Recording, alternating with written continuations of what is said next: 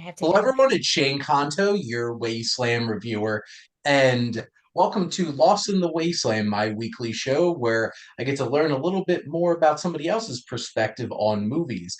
And this is like my 215th episode of this. Been doing this for years now, which is crazy. And joining me is now friend, but also actor and writer and filmmaker Susan Kate Heaney. Thank you so much for coming on. I'm so happy to be here, and I agree. Now, friend, and we have to meet next time. Either I'm on your coast or you're on my coast. We will. I now have a growing collection of friends in LA, and I know one of my personal like dream going to see is like I want to go see the Academy Museum and stuff like that because I'm a cinephile and I like that feels like something I would have to do at some point in my life. I So, think I told you it's like my favorite place on earth, and it's just magical. And like I mhm, cry every time I go, multiple times, usually multiple times. I saw the ruby slippers from Wizard of Oz, mhm. and there's the cinematographer's room where all the cinematographers just talk about their that's one shot in a movie, and I weep every time. But I have a movie day for you when you come to LA. So when you Okay. come, I have the theaters that we're gonna visit and the whole nine yards. That sounds amazing. Because it's so funny because when I travel places, people are like, "What do you want to do?" I'm like, "Where's the local theater?" And they're like, "You're on vacation." I'm like, "Yeah, this is what I want to do with my time." So, Oh, and there's a new one really close to me called Vidiots, which is there was an old Vidiots like 40 years ago and they revived it. And it's a half video store, half movie theater with like a micro that's cinema cool. and a full theater and a full bar and food and like, oh, it's just great. I living in suburban southern New Jersey, it's like I will take my AMC's and my stuff like that, but Yeah, someday. But someday. also, this isn't about me. This is about you. It's So about us. let's it's about us. I appreciate that. So before we jump into the questions, though, what would you like to shamelessly plug to our audience here? Oh, I have a couple of new things coming. So if you want to follow me on Instagram at Susan_Kate, pretty simple. You will hear about them there. Awesome. And let's get to it. So, we're actually talking about how I do this pretty regularly with my friends, but say you have a whole day to have a movie marathon. What would be the theme of your movie marathon?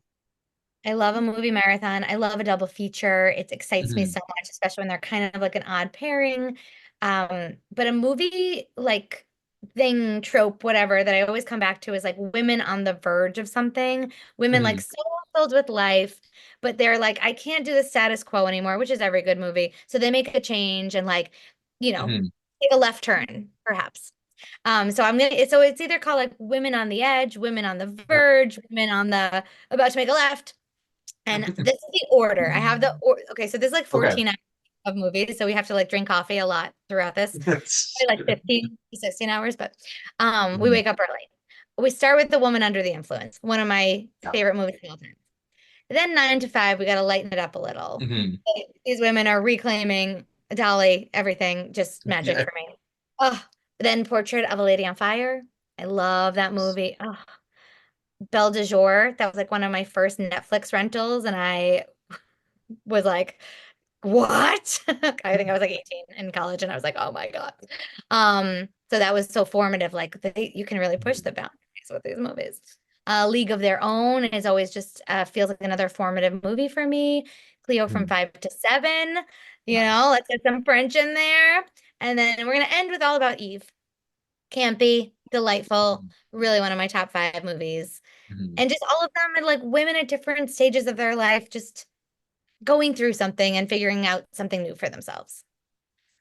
It's a great collection. It's interesting because I have my Cassavetes collection over here, my Varda one up there somewhere. Oh, So, yes. Unfortunately, I have another Cassavetes answer later because I just can't get enough. no. And Barda, love, just magic.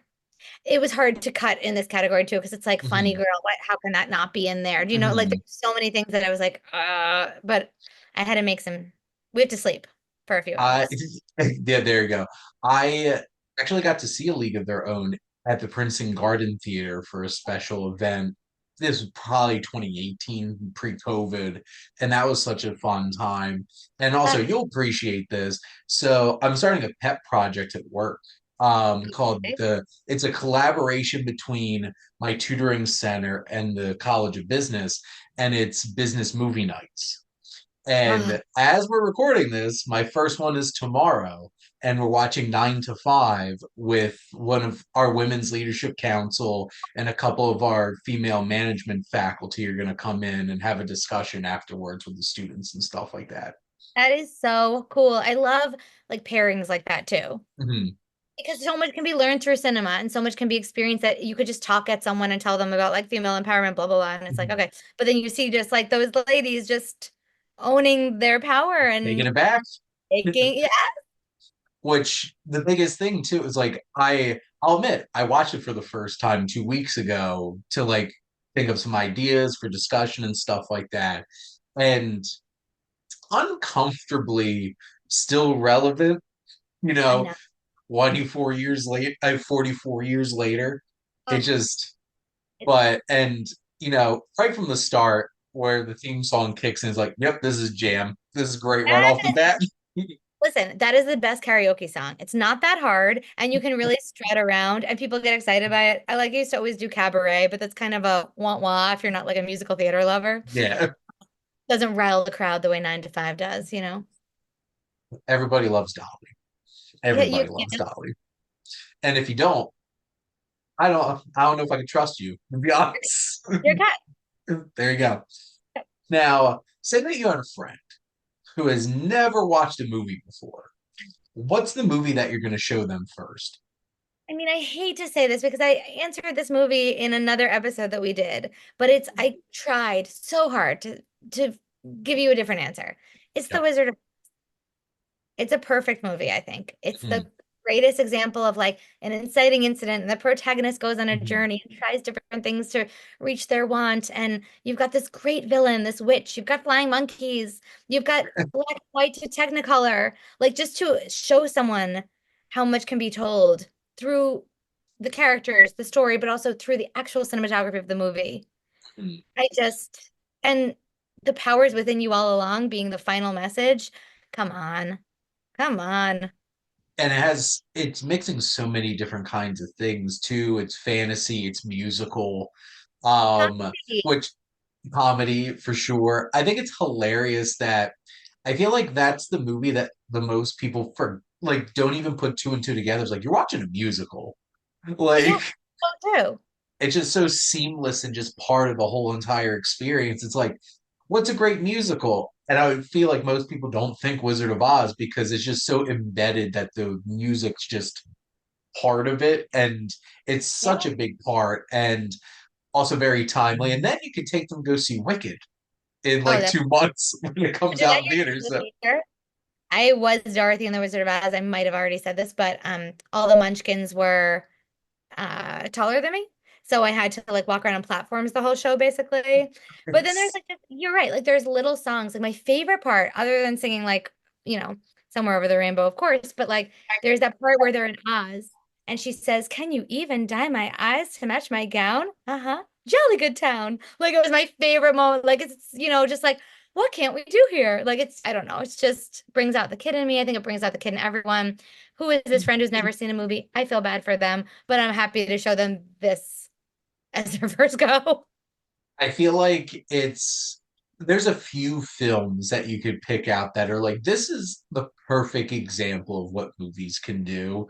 And The Wizard of Oz, I feel like, is one of the earliest examples of wow, this just pulled it all together. Film had been Oh, around for a few decades at that point, and then just pulls it all together and creates something so special. yes. And we're talking, like I kept going, I love my silent movies, but I was like, if we can show people like what can a movie do? You know, I Mhm. gotta have some sound in there. And has some great black and white, and then bam, Gorgeous. beautiful, I know. absolutely beautiful color. Yes. Now, I feel like one of the biggest things people like to complain about comes with movies nowadays or sequels. It's like, why are we getting another one of this and such? But, sometimes they really do deserve one. And what film do you feel like deserves an actual sequel? Well, it's a wah because it's never gonna happen because it's from the 70s and it's never gonna happen because nobody is alive anymore. So Yeah, unfortunately, have you seen Opening Night, the John Cassavetes movie, John Cassavetes with Gina Rowlands? I have not seen that one yet. I love to tell you about a movie you've never seen because it's the most rare. You could tell me about like 80 movies I've never seen, but I never Uh-huh. get one with you. So I feel very like, oh my There God. you go. You have got to promise you'll watch it. Yes.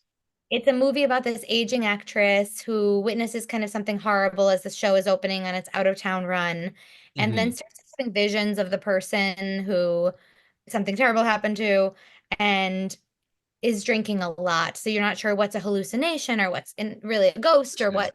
Um, and the movie's long. It's like 2.5 hours probably. Hmm. And it did not do well when it came out. I think because it's so avant-garde and so Hmm. strange because like it's about a play. Yep. So they show a lot of the play out of order. So you're like, I don't even know what the play's about. Like it's so 70s. And Hmm. then the end is opening night. The end of the movie is like you get to see opening night on Broadway and everyone's waiting and she is she gonna come or not? I'm not gonna say anything else. But what happens next? She finishes the show, she goes backstage. I don't know. We don't know. Oh Does it no. Sally, does she survive? Does she, I don't know. It's like sort of Black Swan-y. Interesting.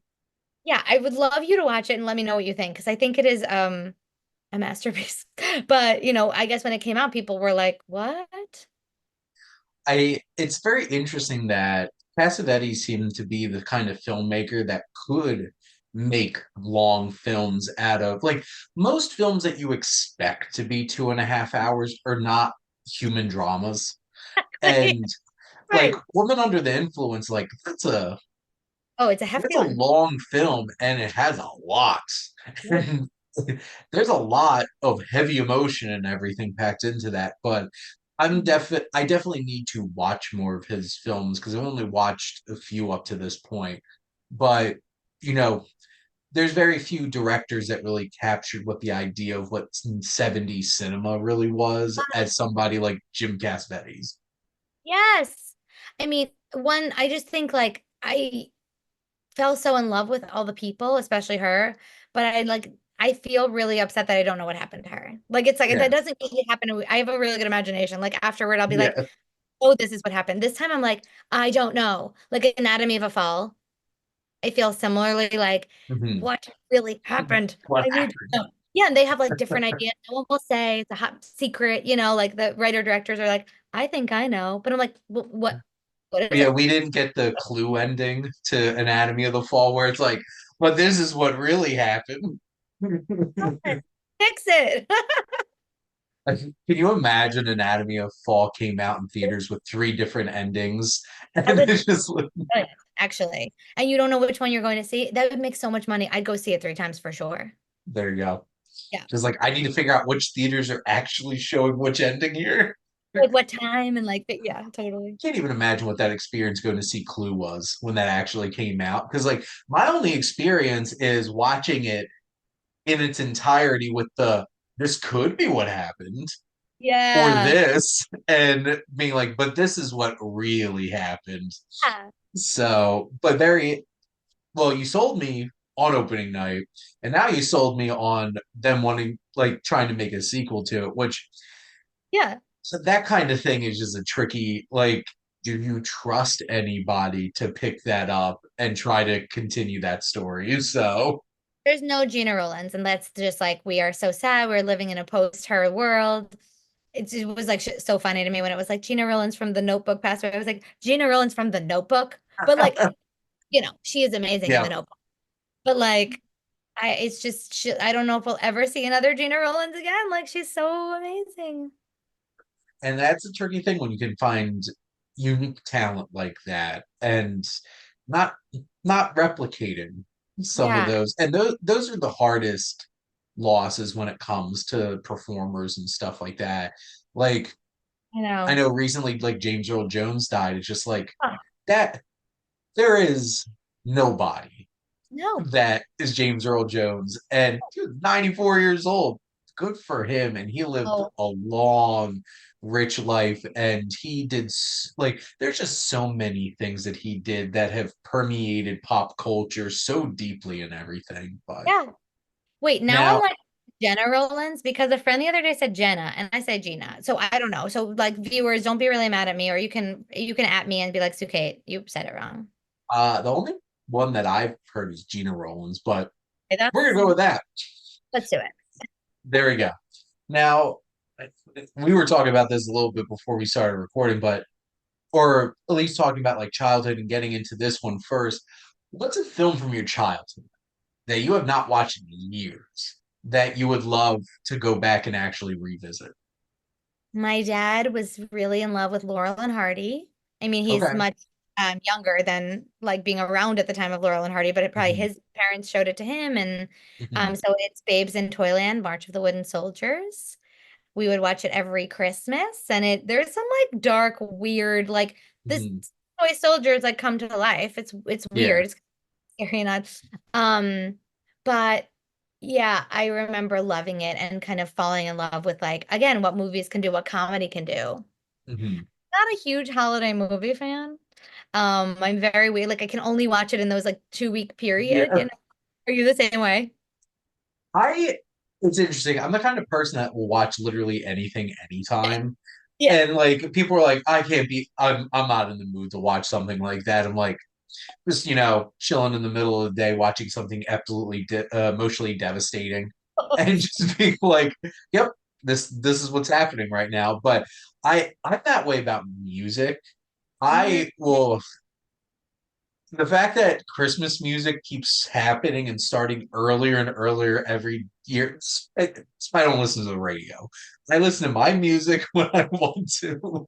But I feel And that way with Christmas like movies or mhm, Hanukkah movies or like the special TV episode that's about a holiday. Like I'm yeah. not watching a Halloween episode in February. I'm just gonna not do that to myself. And that's the fun thing though, too, is when the shows like I'm a big Bob's Burgers fan, and every time Halloween comes up, having their Halloween episode that they do You're right. is always fun. But like, yeah, it's like, why is this coming out now? Right. Like, but it's so interesting that you brought up a Babes in Toyland adaptation Oh, because I probably one of my answers to that question would also be one, and it's 100% the '80s one with Drew oh, Barrymore and Keanu Reeves in it. I've never seen it. It's Whoa. a Babes in Toyland adaptation starring Drew Barrymore and Keanu Reeves. And I just remember the evil guy can't say Cincinnati, where she's Okay. from. So he's like Sinsky Wutsky. Yeah. And in real life, I call Cincinnati that Lucky. sometimes. And it's just like, yes, that has permeated my brain since I was a kid. You know what? Let's do a swap. I'll watch yours and you watch mine. I would absolutely be down for that. I will be Okay. interesting if you can find the '80s memes in Oh my God, Toyland. I'm shy. I really am. You don't think it's in that Criterion or I'm just kidding. Um, If they release a Criterion Collection DVD of Babes in Toyland with Drew Barrymore and Keanu Reeves, I'd buy that outside of their 50% off sale. And that's saying oh, something. that is saying a lot. That's saying a I lot. I had one backup movie for this, which Okay. it was hard for me not to answer this, but the other one is just so much more present for me, like the memories and stuff. But Gremlins, I loved Gremlins when I was younger, and I Mhm. loved Gizmo, yeah. Here's Um, Mo. Yeah. yeah, and I thought he was so cute, and I just haven't watched that in so long, so that would be a I backup. just rewatched that. Speaking of like Ooh, holiday themed movies, I yeah, rewatched that sometime in I think it was July. okay, Um and because I hadn't watched in a long time. And I'm trying to remember, did I talk about it for one of my podcasts? It might have just been like off my watch list, but it's such a fun time. And I'm starting to realize like I was born in '91, so like grew up in the '90s. The yeah. '80s is such a specific nostalgic period for a lot of people that I know. And I obviously missed that boat. But just going back and realizing that the '80s had so much fun, like horror comedy to enjoy. like I just saw The Burbs recently, and Joe Dante was at the theater, and he did Gremlins, but I'd never seen it. Like we rented Gremlins from Blockbuster. Like I remember, like I Uh-huh. grew up in the days that we could go to Blockbuster. Anyway, Joe Dante was there, and it was everyone was like freaking out. I was in the front row, and everyone was like, "Oh my God, The Burbs!" And I was like, "Wait, what are we watching?" And then Corey Feldman came and surprised everyone. This Oh was a my video. God. It happens at videos, and everyone was freaking out again. And I was like, "Yeah, that reminded me like I need to go watch Gremlins again." But The Burbs was so fun and so campy, and I was like, "How did this movie get made? How come we're I not making?" watched that so much when I was younger, which Mark's it like, seems like an odd movie to watch a lot when you're a kid, but like I distinctly remember that as a kid, and I did rewatch that. My friend's a huge Burbs fan and Joe Dante fan, and he had me rewatch it for like a classic review for my "Oh, talk show, so cool." and it was such a good revisit. Like I just watched Fright Night for the first time yesterday, Never seen Fright Night. and I'm glad that I finally watched it. It's such a fun time, and you know the campiness of like 80s practical effects and everything, and like the vampire look and Chris Sarandon just hamming it up as a vampire. Oh, Um, amazing. Yeah. Okay. I gotta say, I would recommend. I also love Now, doing the show because then I get like new recommendations, and then I'm like, okay, I got my list going again. I just like For- endless watch Exactly. list. Exactly. So there Never you end. go. Now, what's a place from a movie? And this could be like a real place just in that movie, or it could just be a fantasy place. What place from a movie would you want to go see the most? Yeah, I have two. Okay. One, I know she's problematic. I'm just saying I want to just put that out there. But I need to go to Hogwarts. I just need to see it. Yep. I love magic. I'm a real geek for magic. Like I go to the Magic Castle in LA. We can go there too. Mhm. And I just cry at all the close-up magic. Like I literally I get brought up on stage for every magician because I'm such a Uh-huh. they know I will not be trying to figure anything out. I really believe it's magic. So Yep. that I want to go. I want to see the platform. I want to see the classes. I want to take Mhm. potions class. Well, at least the positive thing is she won't be there. Yeah, that's really true. So there you go. Yeah, that's so true. I won't have to deal with her, which is great. But like the world she created is amazing. But she's, bad. Um, but then the other one that I really have like a bent for is just like movies that take place in Italy. Okay. I've been to Italy, so it's like a funny thing, but it's like I wrote a couple down, like Cinema Paradiso, Talented Mr. Ripley, La Dolce Vita. Like there's just and like there's obscure ones too, like Mafioso is one I saw recently. That's an obscure little Italian movie, but oh my God, even just like what they're eating. Like I just Yeah. want to go eat all the things, see the Yeah. sea, watch people on their mopeds, like drink a little cappuccino espresso and like walk around, like just enjoying life. Like, oh God, all the time. It's like anytime I see a movie in Italy, because like that's my hey, I've literally left the country once, and it was to walk across a bridge into Niagara Falls, Canada. So like that really doesn't count. I went like the only thing that counts about is I got Tim Hortons. So I'm like, at least I did something I Canadian. did it right, Uh, yeah. but there's places I want to go first to build up to the point where I actually have to go somewhere and speak a different language. Top Mhm. though of anywhere with a different language would 100% be Italy. Because like my great grandparents were from Italy. Me too. So like my great grandfather was from Rome, my great grandmother was from Sicily, Oh, and every time I watch a film that takes place in Italy, like even something like when when The Equalizer 3 came out last year, I'm just like, this feels like this is just an excuse for Denzel to be like hanging out in like this small, beautiful town in Italy. doesn't he look cool there? Like everyone looks So cool in it. cool. Yeah. I mean, I my grandma was from Naples, and Uh-huh. so she was 18. She was actually oddly born here. It's a very long and dramatic story, but anyway, Yeah. um she went back to Italy when she was like 3 months old or 6 months old. And so when she passed away at 95, and she's my best friend, she left like each of us a small amount of money. And instead of saving it, which is the right thing to do, my husband and I were like, let's go to Italy and see where she There you lived. go. It was Well, amazing. that feels like that was destined. to happen with that money. So Right. And it was I don't life-changing. blame Yeah. Yeah. Thank you. you. I don't blame you at all. Now this was one that we were talking about earlier. What film did you watch too young? Two answers. Um, the main answer is Indiana Jones and the Temple of Doom. I Surprisingly scary. never Like, recovered the heart. I still think somebody could just reach their hand out and pluck my heart out. Sorry, spoiler alert. Like if you haven't seen that, we're in trouble. But like, you know, but I really do feel like that could happen still. Like it's formed something weird neural pathway in my brain that I it's a real fear for me. Also, like rats are a big fear for me. Like so anything like they're ratty, like just like how things get formed. well, because all at least the first three Indiana Jones, the proper ones, all have those moments where it's like you got the snakes, and then Temple of Doom, the bugs, and then the Last Crusade, the rats in I know. Venice, and just like, Dad, you wouldn't have been able to get through. There was rats. There was rats.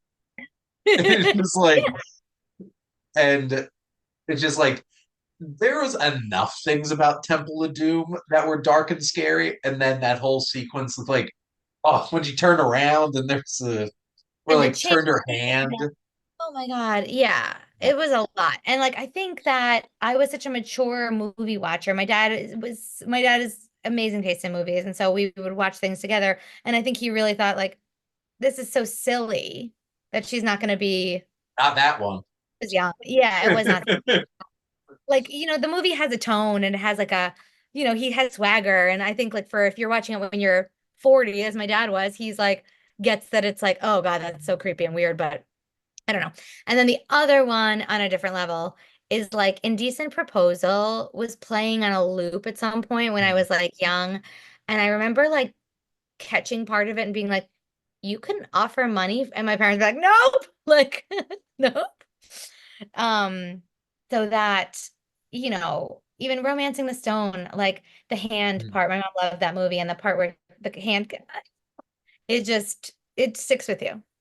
It's I want to know where it's like I just casually showed my child like Pretty Woman and then have to explain the fact that she's a sex worker. Oh, we were watching something the other day. Clover, my daughter's 5, and she's in the habit now of like coming downstairs, but she'll just go on the stairs. Uh, You can always hear her if it's loud. And whatever, I don't even remember what it was. I think I blocked it out because there was like a lot of talk about BJ's. And so yeah. there was a lot of that kind of talk. And so I heard a noise and I was like, Clover. And she's like, what are you watching? And I was like, oh, I don't know, and she's like, everyone sounds so angry. And I was like, yeah, they were fighting. Like, because I was like, that's easier to explain than, you know, uh, oral sex to my 5-year-old son. Now, No, I was like, not I was not too young to see this movie, or I don't know. Killing of the Sacred Deer is not necessarily a movie where you're going to be prepared whenever you watch it, but that is one movie not to watch with your mother.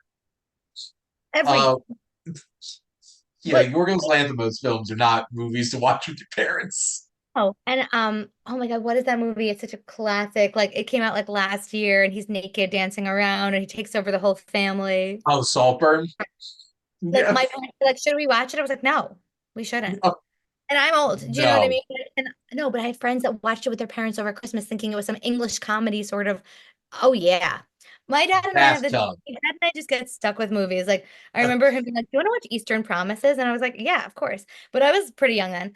And she comes out like a cheer. He's like, "Are your eyes closed?" I was like, "Uh-huh." "Are your eyes closed?" He was like, "Uh-huh." And we just like sit there with each other. Then he wanted to watch Hustle and Flow. So my husband and I were there. We were just dating at the time. And he like sat between us, and I was like, "Why do we always do this?" We wind up putting on a movie where it's like, "How I'm watching." I'm like, but try to be cool. Try not to be so prudish American about it. Try to be like, it's a Yeah, movie. But we just but he always closing your eyes. It's so funny. Yeah, Killing of a Sacred Deer is not a movie for mom. no, mom invited herself, and I Oh, warned her, you and I'm did. like, you will not like this movie. And Yeah. I didn't even know about, unenthusiastic hand jobs that Nicole Kidman gives Bill Camp at one point. But like, Yeah, that's just so funny. Yeah. and it's just like, I just Yeah. remember that moment sitting in the theater, and it's that the camera's like hanging on to Nicole Kidman, like staring, and then you just see like jerking motions, and I'm just like, I'm not looking away, I'm not looking away, I'm not looking at my mother. You're right. And you don't want to move. You're like, I'm not, we're pretending we're out of time and space. My parents took me to see a Broadway musical when I was young, really young, called The Life, but they thought it was about the life in New York City. The Life is a story of the prostitutes who work in New York City. And the Well, opening that song, is one life in it is New a York life. City. But I was like a child, but I was a musical theater loving child and Yeah. they were kind to me. But the first number is all these ladies in very skimpy clothes singing, I'm getting too old for the oldest profession. And it just went wildly downhill from there. But they didn't leave to like in their defense. I have no idea what the people were doing. They were like, well, some people work and they tried to explain it in like a child's, you know, Some I people are just trying to make ends meet, didn't, yeah, they were and like, they do what they do. work with what they have, you They know, work with what they have. not shame this, Oh, they were like ahead of their time.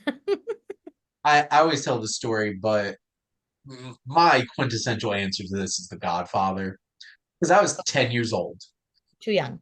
and my grandfather made my mom show it to me because he's like, "This is your culture. We're gonna watch this." And so, like, I'm watching this with my mom, my grandfather, my brother, and I. And my brother's like 17 months older than me, so he was like 11 or 12. So, like, that didn't make him much better either.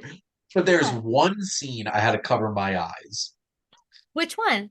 I'm trying to think now. Their wedding night, Oh because I yeah, okay. couldn't see a set of breasts, but I did The see violence.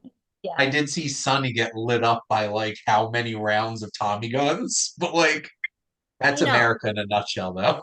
It is. No, but that's where I do feel very like I'm trying to be open because it's like that. I think it's cool that my parents weren't like, but they, yeah. I can watch hearts being pulled out and I can watch prostitutes in equal measure, There you go. you know? It's all about balance. It's all It's about all getting about that. all the exposure.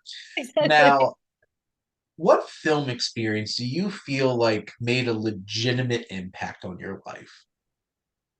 It's funny because I loved the phrasing of this like film experience. And Mhm. for me, it was definitely the discovery of an art house cinema, an art house Okay. theater. Because it was like the discovery that there was more than just the movies that were coming out the years that I was growing up, Yeah. right? There were great movies when I was growing up, but like I remember the first time I saw like Yee Yee in an art house theater and The Lives of Others. I'm obsessed with that movie. And um After the Wedding, that's kind of a weird one, but wonderful. Like, and I remember just being a whole world had opened up to me. Like, international cinema. Yeah. Like when I wasn't shown that so much growing up. But the first time I discovered it, and I don't know, blew my mind. I and it's interesting because there's not a whole lot of big theaters that are going to be showing a lot of like the international films that come out.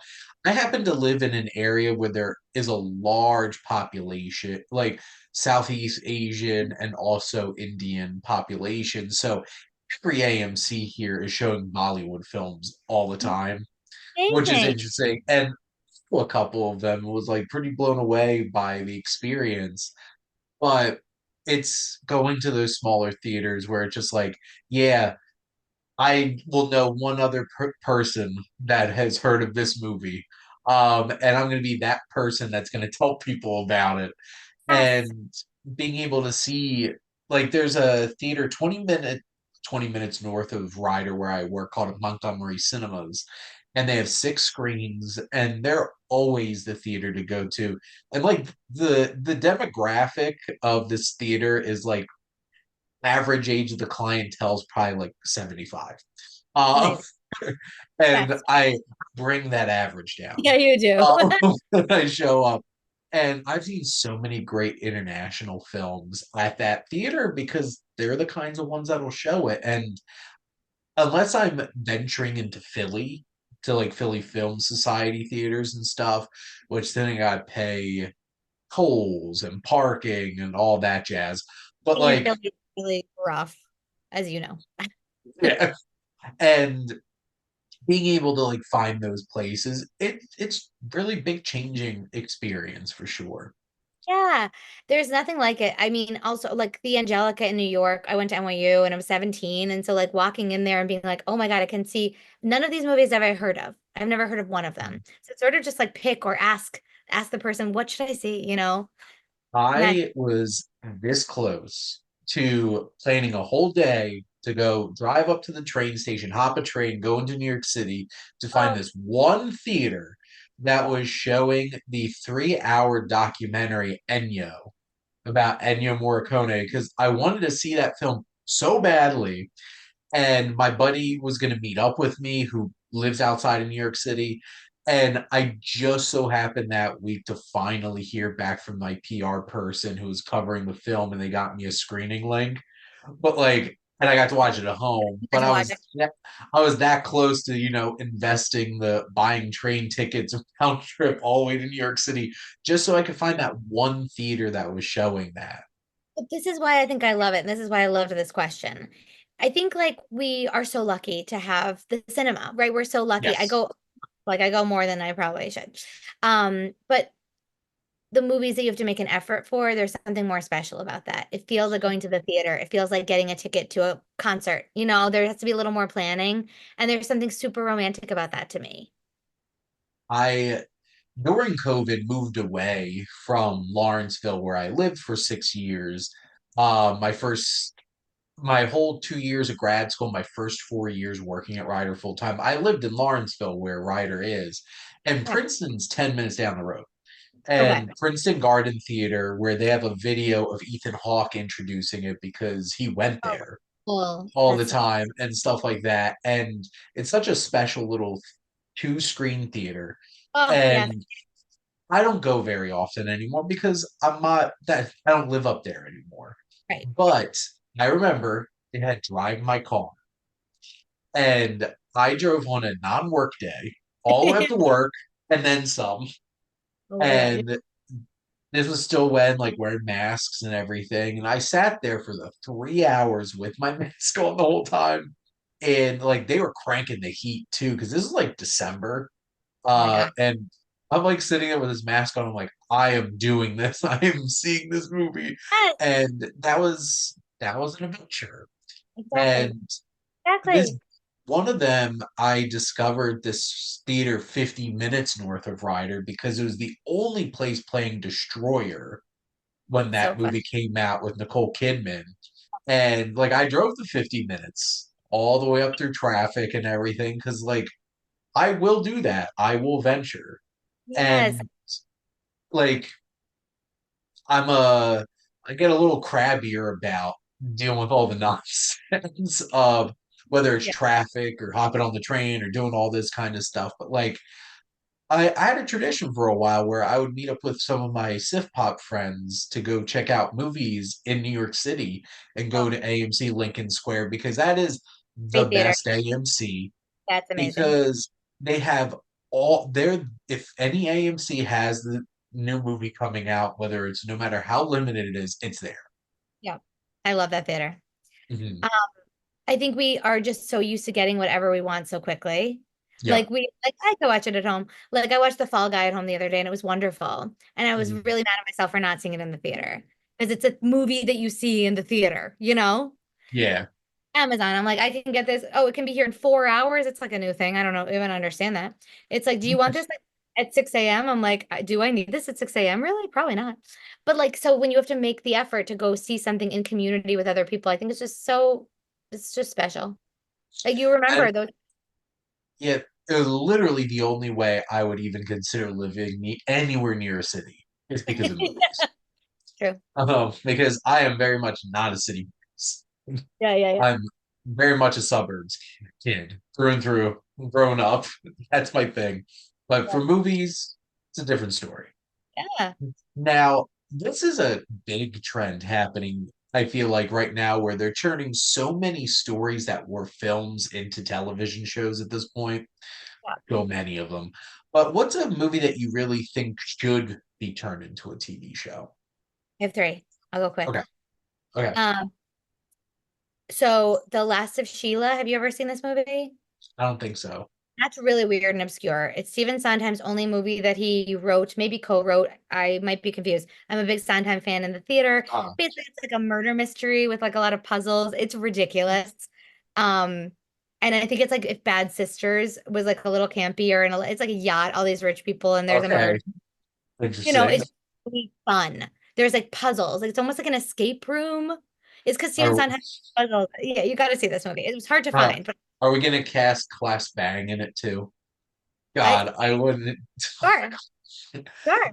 I'm like, I want these sisters to murder this man. That's how I felt watching Bad Sisters. Me too, 100%. They 100%. are so good. It's like one of my favorite TV shows. Mhm. And I feel like if It's you like really that, good. you like this movie. Yeah. Okay. Also, I love Sondheim. I Mm. uh I even remember in Latin class back in high school watching funny thing happened on the way to the forum. Oh yeah. Probably before I even know who Stephen Sondheim was, and that Yeah. was a fun time. But your other He's a two. real genius. So the writing is lyrical. Like I think it was Yeah. really hard to find, but people had been referencing it and I was like finally like I gotta find this. Last of Sheila. Okay, that's one Okay. thing. Theater Camp, that movie that came out last. I just because I'm a theater kid. Loved it. Wouldn't it be a Loved it. TV show? Wouldn't it be such a fun TV show? Every year a new show, and the counselors can change, and great guest Yep. stars. And I want to be in it if it ever happens. Just saying. Yes. I loved Hey, it. we could make. Wait, Let's there's an make idea it here. happen. There we go. I don't know. I think we could. There you go. But no, I love that movie, and I think that would legitimately be a fun time to Fun. watch turn into like the whole season lasts the summer. Because Exactly. and that was a lean movie too. That was like 90 So, something minutes or and so. I So wanted more. It's a perfect yep. length, but I also wanted more. I was like, no, I need more of these characters. Mhm. Um, And then the last one is Defending Your Life, which I actually hesitate to even say because I think it's an amazing movie and I don't even know if it should be anything other than what it is. Mhm. But I love the heaven and the world and I feel like we got so much like fun stuff of like figuring out his life and but I would love to Mhm. see other lives and what their moments were. It'd be an interesting anthology type series and stuff It like is that. funny. Yes. I feel like Albert Brooks has like his ideas are just I there's know. so much you can do with them. And like the whole entire idea of coming up with a reality show and watching a family, I'm just like, this is so ahead of its Yeah, time. I don't even understand. Like I was mind blown by it. And I watched it late. Like I watched it recently, like a year ago maybe. So it was, and my husband was so mad. He's like, "You haven't seen you this will be like your favorite movie." And I was like, "Yeah, it's pretty great." And the Pretty love's great. Now, this might be a hard question because there's so many to choose from, but what's your favorite film romance? so easy for me. That's so funny. I Oh, okay. won it finally. Casablanca. No, it's a Just classic. yeah, their chemistry. I would say the Sound of Music and the Sound of Music, their chemistry is also amazing and like, woo, spicy. Yeah, But he's like resistant and she's like just so open and I don't know. And then you can see the attraction and it's so secretive and oh, it's so good. But Casablanca, like the sacrifice of it, the sending someone away that you love more than anyone on the planet, the like pulling together and ripping apart of these two people, like I stay thinking about them. I stay hoping they found each other again. I don't know that they did, but I just love their love story so much. well, at least you got a friendship out of I it, know, which beautiful friend. also I feel like we could all use a sassy friend like him. I I mean, love Claude Rains so much in that movie. amazing. I feel like as someone who usually plays the sassy friend in things, we all need more sassy friends in movies, Yeah. TV shows, life, everywhere. But one of my favorite watching an older film in a theater experiences was seeing Casablanca in a theater. Yes. And that's one thing that I will give the I love the Turner Classic Movies Fathom events, big screen classics. Like I just took Oh, my mom to go see Blazing Saddles for its 50th oh, anniversary for her birthday. amazing. And it was such a fun experience. And I was really hoping for Ben Mankiewicz would be the one to do the intro beforehand. I love Ben Mankiewicz. Love him. I love his vibe and just like this seems like your cranky uncle who loves movies. Oh, But like it was Leonard Maltin and who's I also love him great. too. I was So just gonna say I love him. yeah, and but seeing Casablanca on the big screen and just Humphrey Bogart, Ingrid Bergman, just the whole cast is insane, but just their whole entire dynamic and everything, it's complicated Yeah, for it's the sure. chemistry. And it's Mhm. just like I think it's like lightning in a bottle to capture it that magically, you know? And it's just like, why is she with this dude? I get it. He's a revolutionary. He's gonna do some great things, but like he's not Humphrey Bogart. I know. But Humphrey's like, I'm too dangerous. Like, yeah, you gotta go have this other you know, I don't know. It's so hard. But I So hard. love them. And I'm glad they got to reconnect.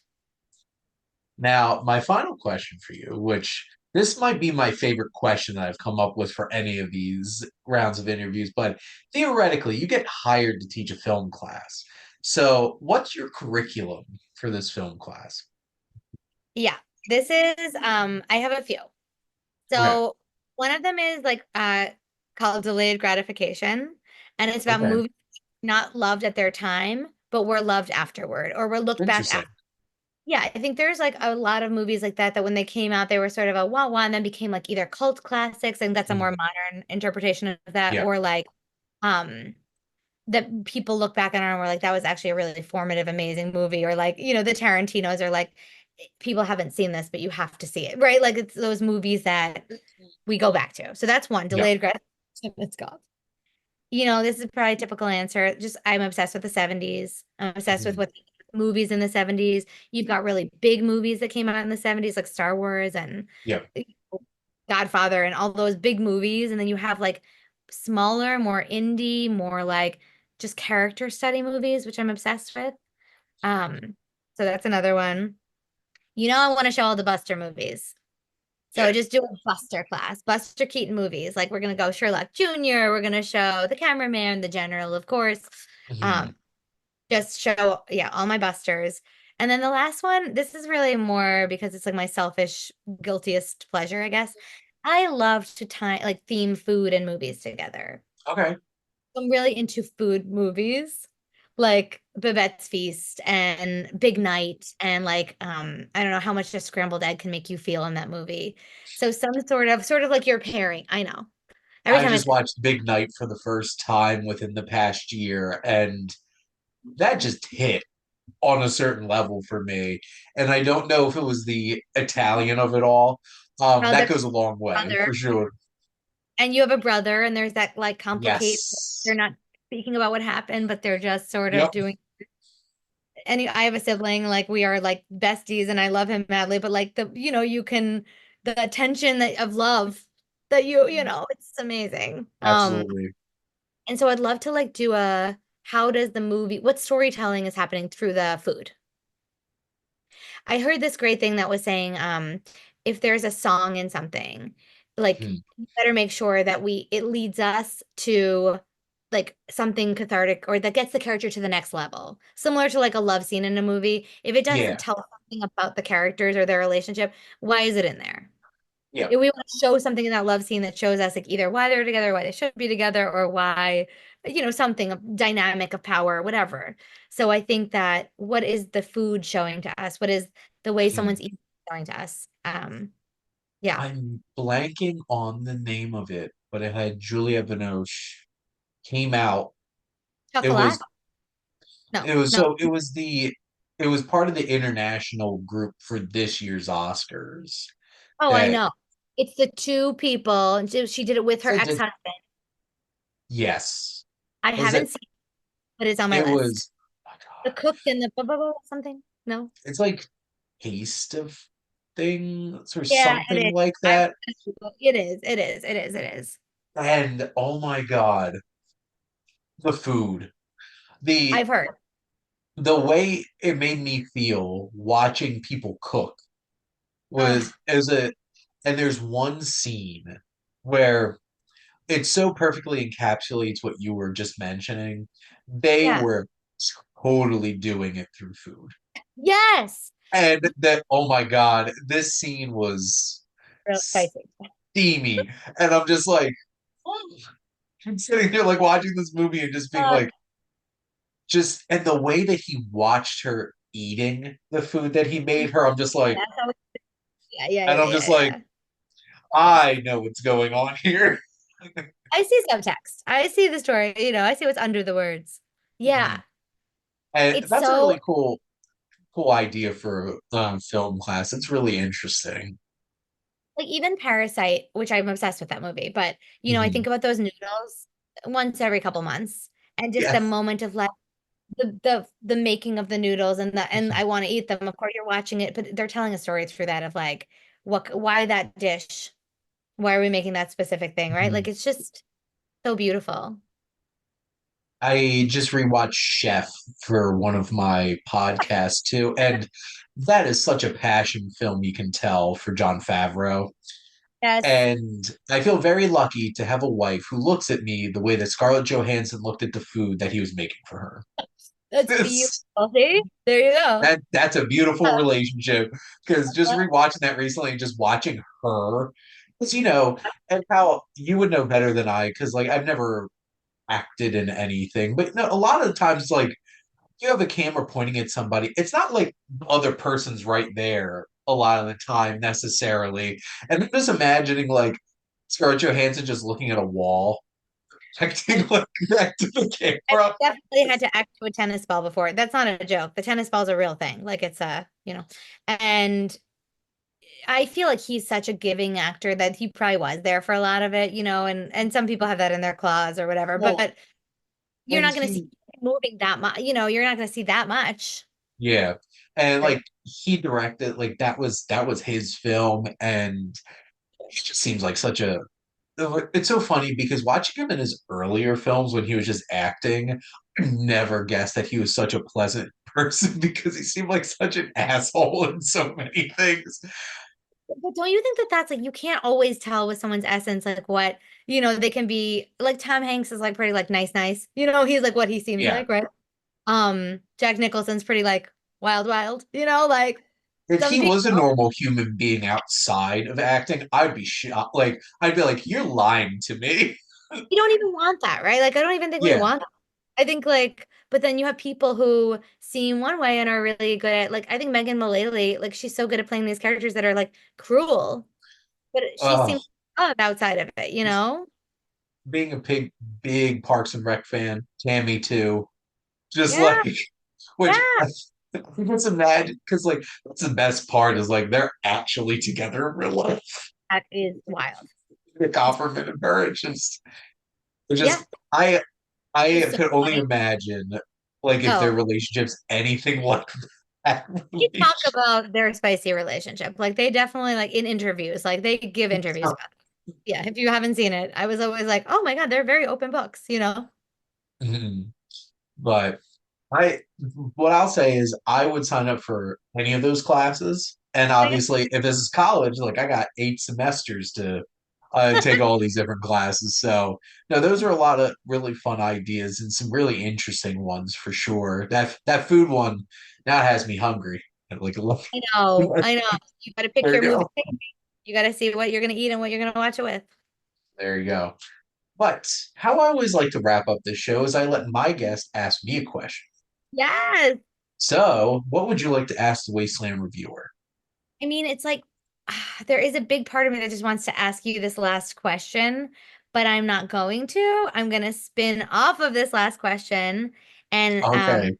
it might be complicated, but Okay. um, what like if you can think of like a movie food pairing, like what, and it doesn't even need to be a food that appears in the movie, but like I feel like comedy, I like want to eat a pizza. Like there's just something about, or like I want to eat like bar food. But in a drama, I remember, I think I maybe told you this when I saw Women Talking. I saw it at Alamo and I like Mhm. ordered popcorn at the wrong moment. And the server came over like, how could you want to eat at a time like this? But I'd pushed the button before the terrible thing happened, and I was like, oh my God. And it was like So I have a funny story related to that, and then I'll oh, answer your question. But I had a press screening for Babylon, Oh my God. and I hadn't ate all day. God. And I got like the AMC's like mac and cheese with chicken fingers on top of it. Just, nothing great for you. And I'm sitting there, The and that beginning of opening sequence with the yeah. elephant is happening, and this elephant takes a giant. Yeah, oh, And yeah. I had literally had food on my fork, and I just looked at the screen. I'm like, I'm too hungry. Continue to eat. No. And everyone's like, look at this creep. How Look could at you this eat psychopath over here. it? Then, if that wasn't enough, then you watch a man getting peed on, and I'm just like, Keeps going. Yeah. nothing's stopping me today. But Oh, this is wild. yeah. The wildest experience. That is That is certainly one of the really wild. wildest experiences. So funny. Um, I feel like what movie makes me hungry oddly, which What? like what I'm imagining for your answer is watching Pulp Fiction. Because like, how do you not like want a tasty burger and like a drink or like get a Mhm. milkshake when they're at the restaurant? Just like You're so how, right. like I just want to sit there with a burger and a milkshake and watch Pulp Fiction and just be like when Samuel L. Jackson's like, "Oh, that is a tasty burger." It's just like this is a tasty burger. Just I continue love to watch that. the movie. See? That's so good. I'm putting it on my curriculum. There you go. It's just like what's odd about it is there's definitely moments in that movie you don't want to be eating. So you have to Uh, time that one for that. yes, Yeah. you basically have to have all of it done by the time the OD happens, Oh my God. Yeah. because then so much of the rest of the film, like just imagine sitting there drinking your milkshake and just be like, had this watch up my ass, and then just like Yep. and just slurp your milkshake, and you're just like, well, this is a mood setter. And then let alone getting up to the whole scene with Zed No, and exactly what his you're gonna. buddies, Yeah. and No, it's like gives me agita to think about it, as our ancestors would say. It gives me like that panic. Like yeah, no, but if you time it right, it's a perfect time to eat it. yep, just gotta get your meal done within the first 30 minutes. Exactly. And you want to be That's slurping doable. during the dance and stuff. Like it's like certain things want something like it's so cool at that part. Like we could be sipping on something like, oh yeah, I feel this. And when they had the awkward walking back to the door scene where he just like, Mm. we know what both of them want to be doing right now. And you, as an audience, I know what I want to be doing. I'm finishing this milkshake before this gets too crazy. Totally. I think you There you just look go. at the timing and we'll let people know, like, start eating at this moment, stop eating at this. Yes. Once you hit this point, Put it down. don't eat the No. whole rest of the movie. Definitely It not is chicken or not, mac and cheese. No. no. And even just like the last section of the movie is just like, man, I shot Marvin in the piece of blood Oh, I know. everywhere. You're just like, No, so you gotta have appetizing. a constitution. You gotta like it's digesting at that point. Yeah, 100%. That was a fun answer. That was a fun question. I enjoyed that Fun one. answer. I loved it. It's definitely going on the list. But Suke, thank you so much for coming on and yet again Yes. chatting movies with me. It was so much fun, and I thank you for all the recommendations. And I just love what you do, and I love the amazing things you highlight. And it's so fun to follow you. And I loved the directors tournament, and I can't wait There to will see be a what new one starting in January. that's So, exciting. and from December, I'll be taking nominations for this one. So I'm not picking the directors in it. So, That's really cool. Oh, I love it. You're just so fun, and I love like how you see the world and through the eyes of cinema. oh. Well, I don't know what to say after that, but thank you again so much for coming on. And it's always a pleasure. And thank all of you out there for always tuning in and supporting your Wasteland Reviewer.